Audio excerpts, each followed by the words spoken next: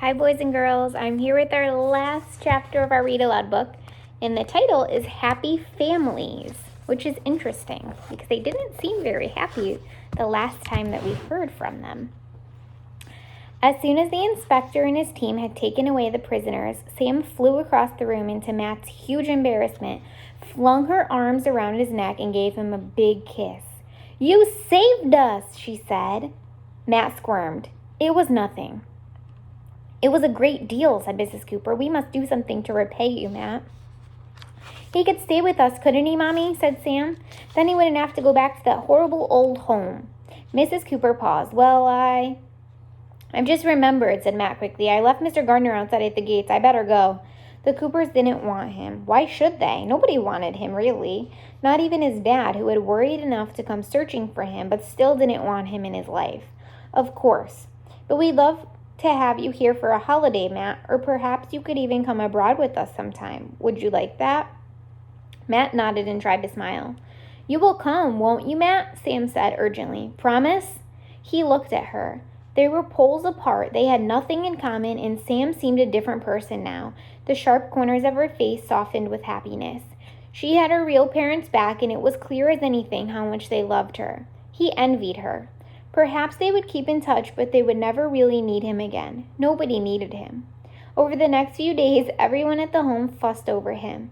Everyone wanted to be his friend. News of the events at Craven Manor had got out, and the reporters and cameramen hung around the home, ringing the doorbells, trampling the flower beds in the garden, and generally just being a nuisance. Only the appearance of Mrs. Doherty, a flying red-faced fury at the front door, could scare them away. Sam had phoned on his first day back. She tried to persuade Matt to come for a long weekend, but he refused. There was only one thing he wanted now, to be back home with his father, and that wasn't going to happen. He wondered if he should run away again, but what was the point? What had he gained last time? Nothing had changed. He was still in the home. His dad still didn't want him. "Cheer up, Matty, you're a hero," said Mrs. Doherty. But nothing could cheer him up. Maybe he should ask her to tell his dad not to come on Saturday, show him that Matt didn't want him. The days passed slowly and miserably, but at last it was Saturday, and he couldn't help a stirring of hope. Then Mrs. Doherty was calling up the stairs. "Your dad just phoned, Matty." His heart plunged. "He's not coming," he thought drearily. "Just to let you know that he's taking you out, that Mr. and Mrs. Cooper have asked to see you." Mrs. Doherty appeared on the landing. "Now come on, darling. Let's get you tidied up. Look at your hair, sticking up like a duck's backside, and that t-shirt only fit for a dustbin. Come and put your good clothes on." He submitted to her fussing and smoothing. What did it matter? Nevertheless, as the time drew near, he returned to the landing window again and again to watch for his father's car turning into the road. And just before noon it came. He watched as his father got out, went round to the passenger door and opened it. He had brought Samantha. She stepped out of the car and looked up at the landing window as if sensing Matt's gaze. She waved vigorously, and then they were inside the house and his father was calling him. "We've got some news," he said. Matt came slowly down the stairs. Sam was jumping up and down with excitement, and Dad looked like he had in his old days before Mom died. "Well, what's happened?" "Tell you when we get there," said Sam. "We're going back to my house. Mommy and Daddy want to see you both together." Matt wondered what the secret that the pair were hugging to themselves. Perhaps the Coopers had organized a holiday, a cruise, or a trip to the Caribbean. He couldn't imagine why his father would be so excited, unless, of course, it was a trip home to the United States. Seeing the Coopers again, Matt could see why Sam had not been taken in for a moment by the impostors, uncanny though the likeness had been. The real Coopers were a warm, lively, vital couple. The two actors who replaced them had been dull and colorless. They both hugged Matt. "It's so good to see you again," said Mrs. Cooper. "I'm sorry it's taken a few days, but there were things to arrange. Now come and have some lunch and then we can talk." A beaming Mrs. Miles, back in charge of the kitchen, brought a large tray laden with quiche and salad to a table set beneath a parasol on the terrace. "The dining room is still out of action," said Mr. Cooper ruefully. "You two certainly made a thorough job of wrecking it." "I'm sorry," said Matt. No, don't be sorry. It was actually a very effective ruse. I'd never have thought of it." "Well, it was Sam, actually. You should have seen their faces," Sam gloated. "Yes," said Mrs. Cooper, "but let's not think about those awful people anymore. It's in the past now, and we have our happy life back again." As she was cutting up large quiche and transferring portions to their plates, Sam leaned forward towards Matt. It seemed like she couldn't keep a smile off her face. "Wait till you hear it," she whispered. "Eat first, talk later," said Mr. Cooper. He raised his glass. "A toast to the future." "The future," echoed the others. Matt sipped his orange juice. Did he have a future? The others were all smiling at him, and he felt a prickle of something. Excitement? Hope? "Now to business," said Mr. Cooper, when Mrs. Miles had removed their plates and served the coffee. "We've decided to sell this house. It's been my family's home for generations, and it will be a wrench, but now there are too many bad memories." He looked at his wife and daughter. "So we've made a decision to move away from England." So that was it. Matt wondered if 6 months hence Sam would even remember him. "It's been in my mind for some time to find a property abroad," Mr. Cooper went on. "Somewhere with a warmer, more stable climate and with sufficient land to grow an unlimited range of plants.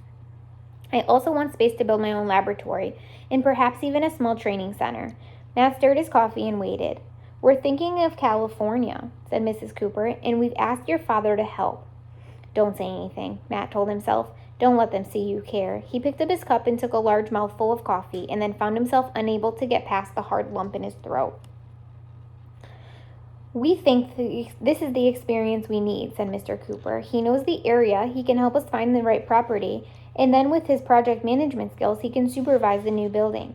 So Dad would get his wish, to go back to the States, and Matt back to the home. Nothing changed. Maybe one day, when the Coopers' building project was finished, his dad might spare a passing thought for him, he thought bitterly.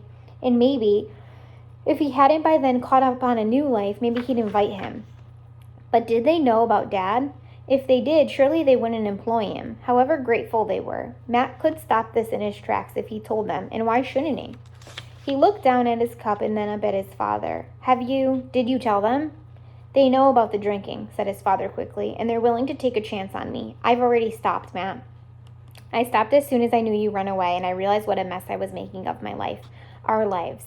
Sometimes terrible circumstances like your mother's death, Matt, change people," said Mrs. Cooper gently. "But we've every confidence that your father can make a new start, and we'll be around to help." "In me?" Matt wanted to ask.